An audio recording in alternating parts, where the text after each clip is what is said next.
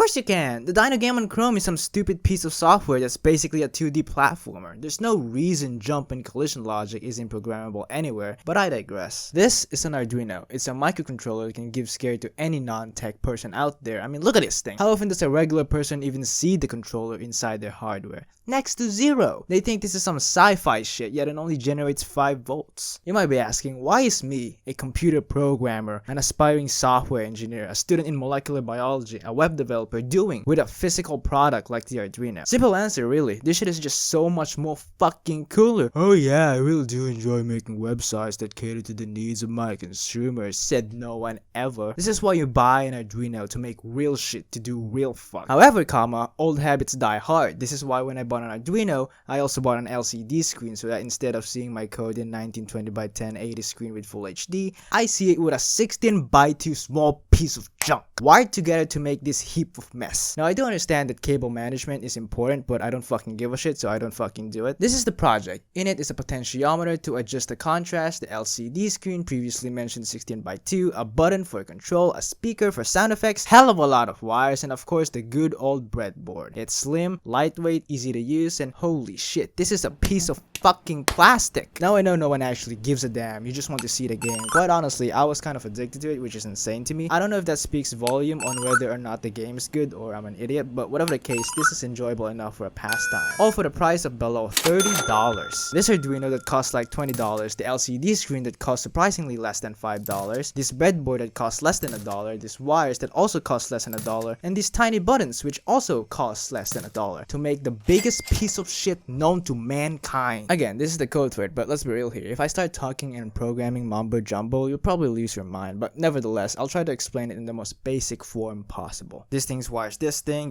makes this thing does this thing makes this thing does this thing, and this thing does this thing. Most programmers could make a jump in collision logic. It's not that complicated, especially if efficiency isn't the top priority. But what curious me a lot more is the LCD screen. You have to realize that I've never touched a hardware all my life, so the programming part was fairly basic. Wiring up the LCD was at least interesting. Not complicated, this shit was baby shit. I literally just had to put wires into holes and labels are pretty much there already. If you look at it here, the LCD didn't come with a pin, so I had to solder them in. And yes, this was my first soldering job, that's why it looks like dog shit. But that doesn't matter, it works.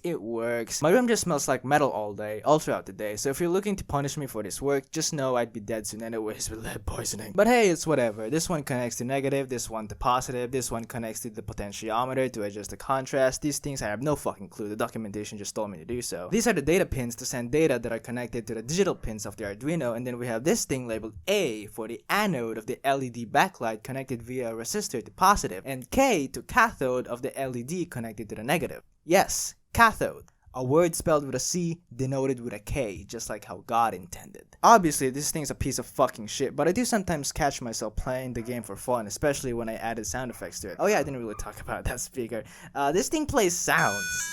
That's about it. But there is something satisfying about jumping over the cactus and hearing that sound effect. It is so good. I also forgot to talk about the dinosaur, which I couldn't recreate faithfully, so it just looks like it has Down syndrome. But it works. It just lacks a physical design, which is actually pretty easy to do. Just put some plastic around it and it could work. I just don't have any materials for it, and just like any other game, you can choose a character, either a T-Rex or a pterodactyl, which effectively makes the game useless. So, can you recreate Google's most famous game on this small screen?